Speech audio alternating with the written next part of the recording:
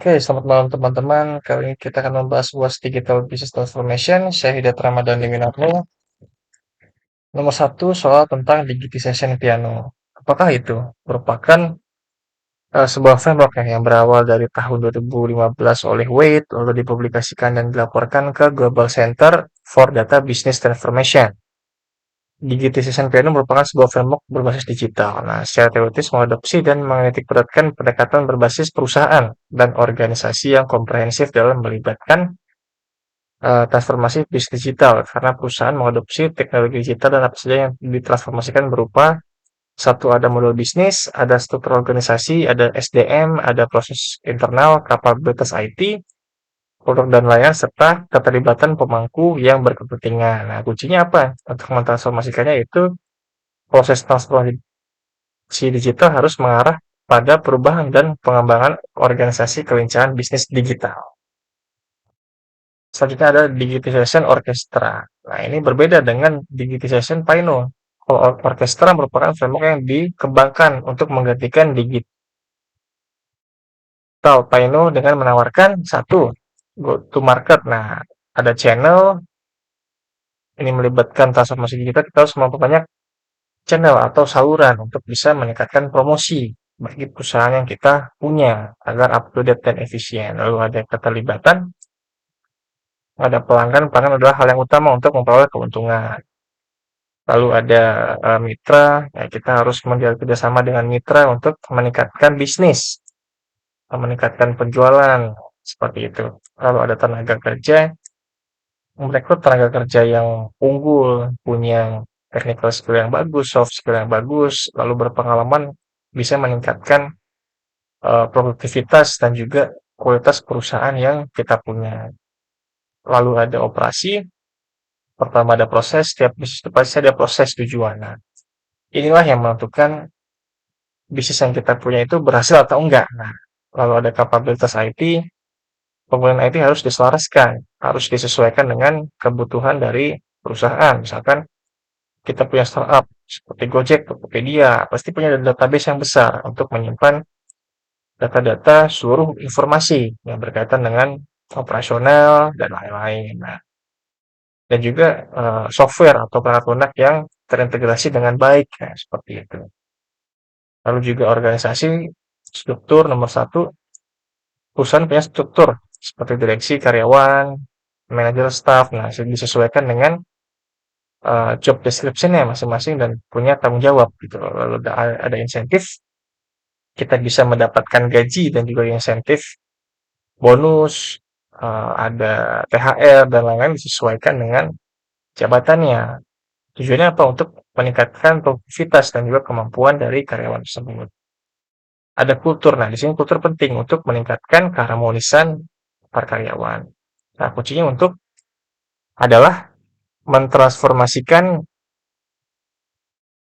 kepemimpinan organisasi harus menunjukkan dan menentukan tipe dan nilai yang ingin mereka ciptakan dan menentukan pilihan-pilihan strategi untuk mencapainya. Nah, seperti itu. Dikutip dari Nuevo tahun 2018. Nomor 2, ada teknologi digital dan CRM.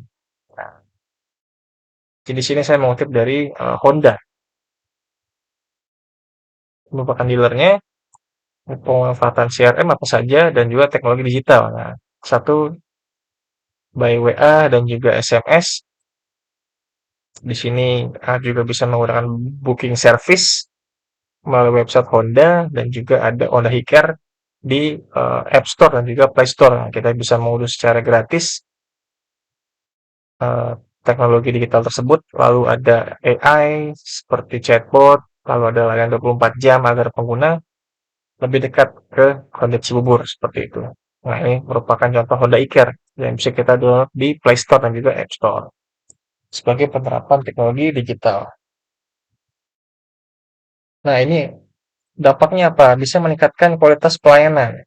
Nah, meningkatkan penjualan mobil juga, lalu adanya promo, tukar tambah mobil, meningkatkan hubungan yang harmonis antara pelanggan dengan Honda Cibubur seperti itu. Nah, nomor 3, Tokopedia bekerjasama dengan TikTok. Nah, di sini saya tampilkan FLS Group Indonesia selaku TikTok. Dia penjualan produk Ini merupakan deskripsi produknya, ini deskripsi dari perusahaannya. Nah, lalu ada Shopee yang bekerjasama dengan TikTok, merupakan contoh akunnya. Nah, lalu kita bahas sentimen analisis. Apakah itu? Merupakan proses untuk menganalisa, mengidentifikasi, dan mengevaluasi sentimen, pendapat, atau emosi yang terkandung dalam sebuah teks bahasa dan data. Tujuannya adalah untuk memahami bagaimana orang merasakan dan merespon suatu topik, produk, pelayanan, dan situasi tertentu berdasarkan informasi yang dapat diambil dari Shopee dan juga Tokopedia di sini. Sentimen analisis ditampilkan terhadap Shopee menunjukkan bahwa koresponden Shopee lebih tinggi jika dibandingkan dengan Tokopedia pada tanggal 13 sampai 19 Agustus gitu, sebesar 171 positif dan 34 negatif. Nah, ini merupakan sentimen analisis Shopee yang saya kutip dari brand24.com. Nah, ini soal nomor 4, Supply Chain Management di PT Indofood Sukses Makmur. Ini produksinya, diproduksi makanan, snack. Ini merupakan inventory yang saya ambil dari informasi Kementerian Perindustrian. Lokasi di Sudirman Plaza. Nah, di sini transportasinya mengangkut mobil. Nah, di sini ada informasi penting terkait dengan keuntungan dan labanya perusahaan dari triwulan tertentu ke triwulan berikutnya. Nah, kita akan membahas economic order quantity. Apakah itu merupakan pengukuran yang digunakan untuk operasi, manajemen, rantai pasokan, dan logistik yang bermanfaat untuk menentukan jumlah, volume, dan frekuensi pesanan yang dibutuhkan untuk memenuhi permintaan. Nah, di sini ada rumus dan juga katakanlah contoh untuk menghitung IOQ secara sederhana. Kita dapatkan rumusnya, lalu setelah itu kita dapatkan hasilnya.